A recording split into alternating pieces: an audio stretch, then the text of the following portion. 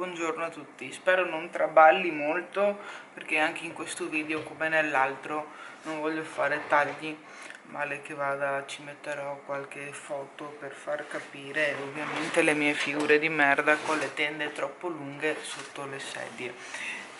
Sono qua che mi bevo il mio fantastico orzo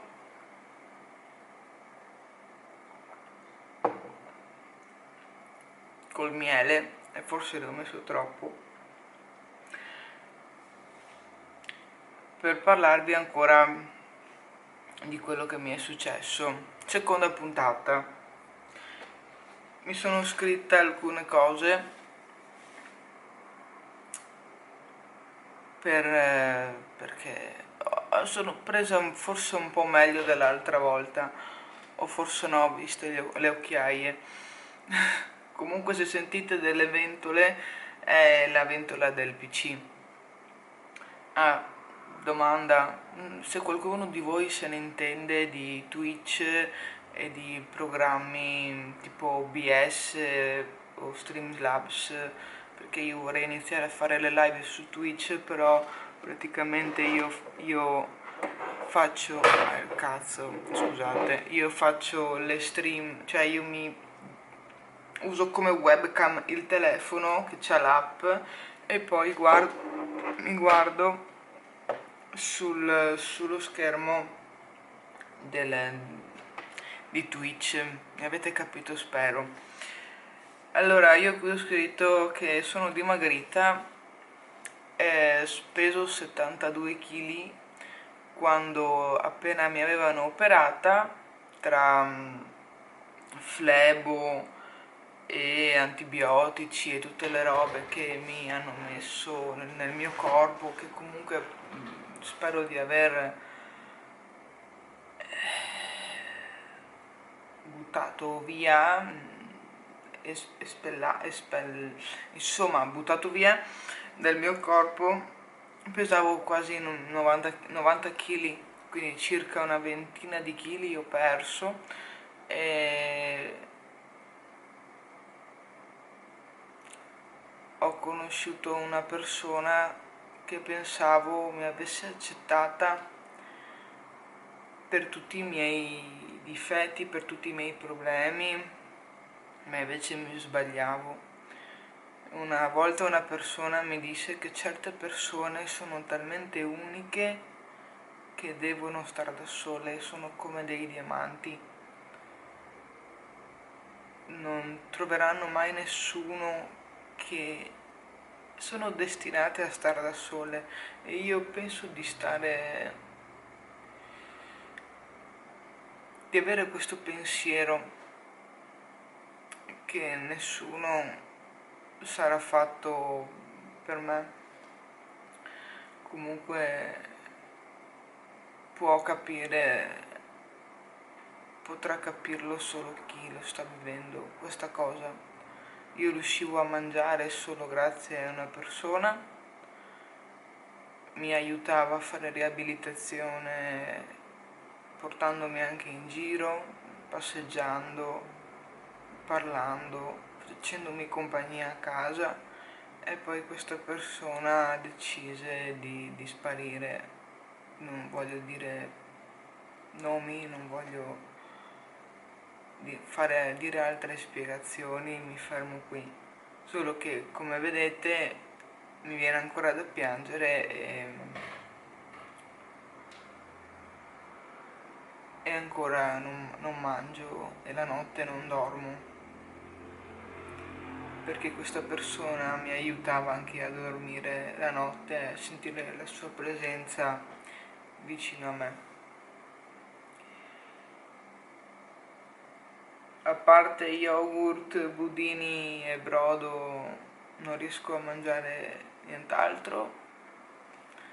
Riesco a mangiare qualche fetta di pizza ogni tanto, o se capita in compagnia qualcosa, ma non sento mai lo stimolo della fame. Mi hanno cambiato antidolorifico, ora prendo 2-3 pastiglie di Patrol al giorno, e ho paura per il lavoro che mi lasciino a casa, nonostante sia a tempo indeterminato e categoria protetta, con invalidità al 50%, ho fatto la richiesta per l'aumento dell'invalidità perché non riesco a guidare e finché uso certi farmaci non riesco a fare le mie condizioni arrivano solo a farmi i selfie, a farmi le foto e per questo ho creato OnlyFans, che trovate il link giù in descrizione. Se non sapete cos'è vi invito ad abbonarvi al mio profilo e visto che abbiamo intrapreso questo argomento, io non me ne vergogno e lo stavo accantonando per amore di questa persona, ma dopo che è successo il nostro staccamento ci ho dato alla grande, ancora meglio di prima e alla fine non ho più un cuore grande come una volta, ne ho solo metà. Dovrei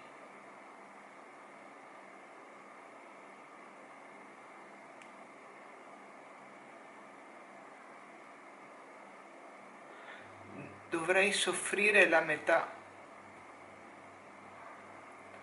ma io soffro il doppio.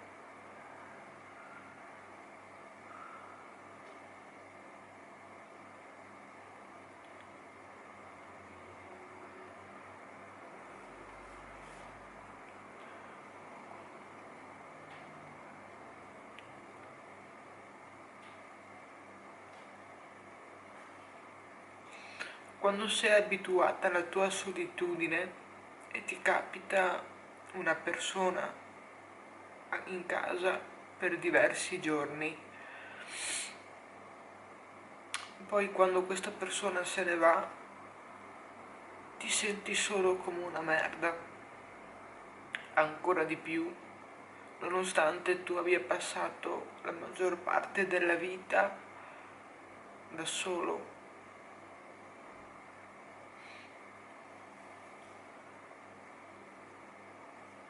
Lo sterno continua a farmi male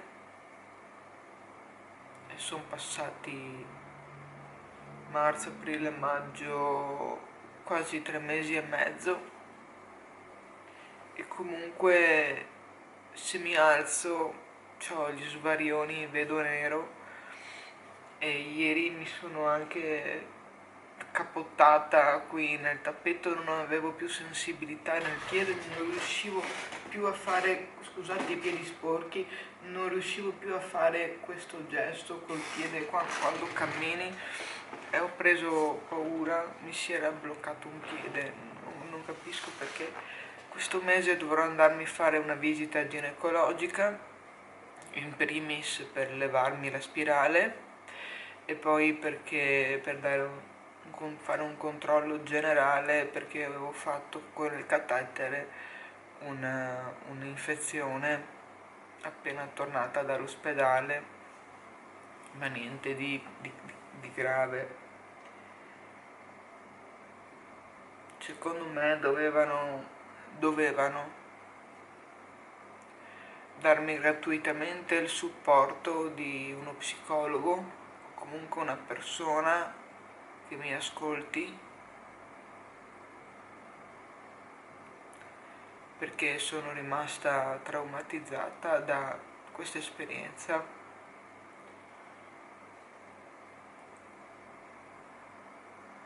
Scusate.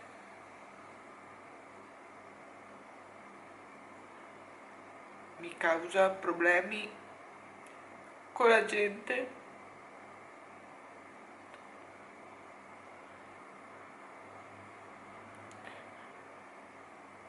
e a relazionarmi con la gente, soprattutto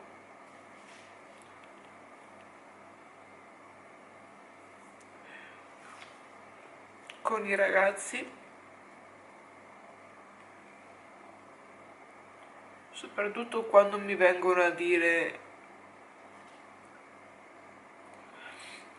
che da grandi nel futuro vogliono un figlio, mancandomi di rispetto e umiliandomi, non sapendo che la mia sindrome, la sindrome di Noonan, io posso, se resto incinta, peggiorare le mie condizioni di salute se non morire durante il parto, e c'è una grandissima percentuale di probabilità, 60-80%, che il bambino nasca con i miei problemi, se non peggio.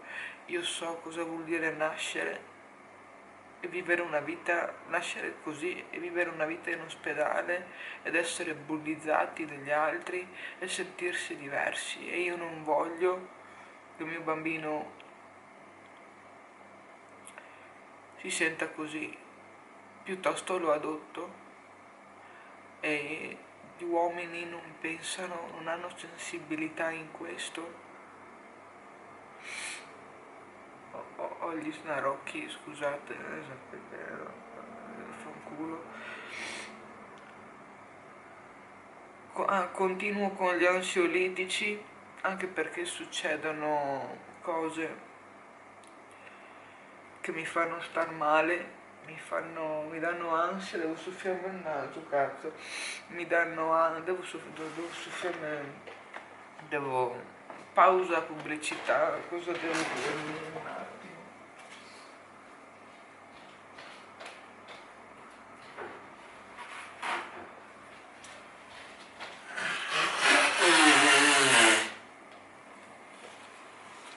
Ecco, quando ero piccola il mio pediatra scrisse una lettera per i miei genitori, per chiunque la volesse leggere, per la scuola, in cui c'era scritto tipo: la bambina Cristina deve vivere in un ambiente familiare salubre, in una società che non le causi stress, in un ambiente sereno e pacifico. Non è mai stato così nella mia vita, mai. Io ho sempre avuto, a causa degli altri, casini. In questa società non è possibile per una persona come me vivere in tranquillità, vivere in pace, vivere serena.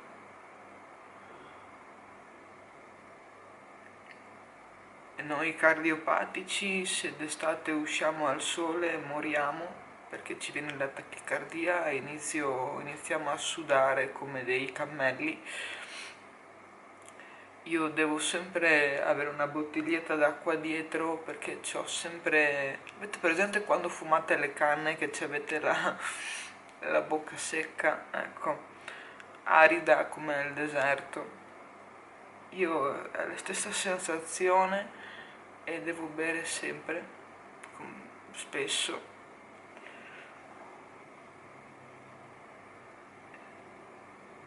Pensavo di aver trovato qualcuno che, ripeto, mi avesse accettata, ma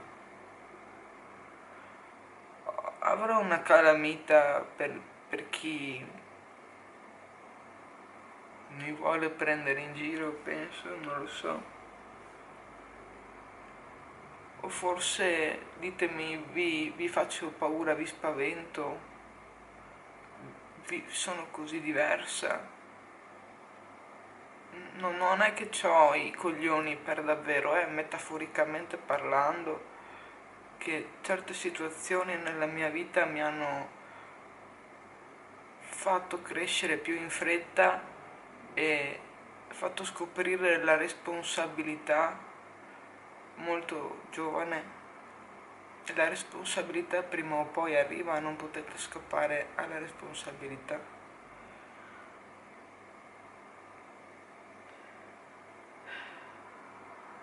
La prossima visita sarà che mi porta Marco, il volontario che saluto. Ciao Marco.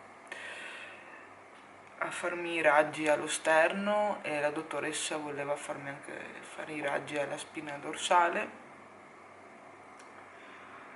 Basta.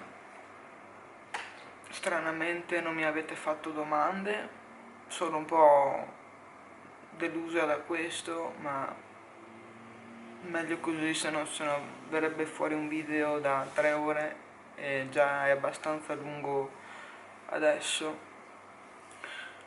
Quindi se siete degli streamer e sapete usare OBS o avete consigli da darmi, se potete venire qua a aiutarmi, perché volevo iniziare a fare le live su Twitch e se volete venire a darmi una mano mi farebbe piacere. Ah sì, per quanto riguarda il lavoro sono una categoria protetta, 50% di invalidità, sono a casa da 3 mesi in malattia, ma non ho ancora sentito i sindacati e non so neanche dove siano qui a Rovigo, non mi sono informata, devo fare la visita per l'invalidità, quest'anno devo rinnovarmi la patente alla commissione medica perché ho il rinnovo ogni 3 anni e non posso ancora guidare perché ho lo sterno ancora che mi fa molto molto male e ho paura che mi lasciano a casa, mi licenzino, che non mi credano e per questo anche ho scoperto OnlyFans perché è l'unica piattaforma in cui posso guadagnare facendo il minimo sforzo possibile fisico e apprezzando il mio corpo, nonostante tutto.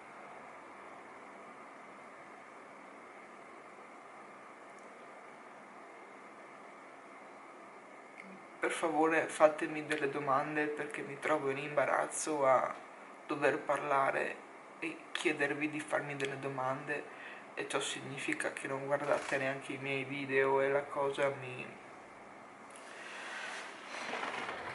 imbarazza ancora di più, mi fa star male. Ciao a tutti, al prossimo video.